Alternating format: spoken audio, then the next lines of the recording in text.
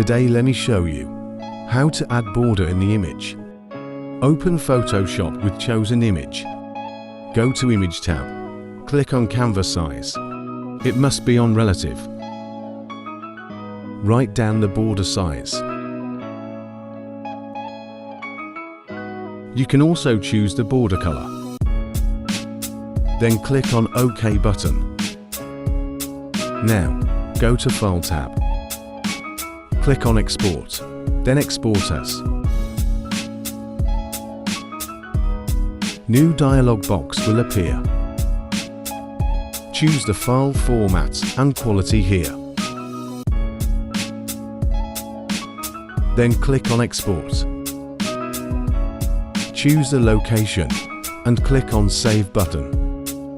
Your image with border is ready now. Hope you like this video. Do like, share and subscribe.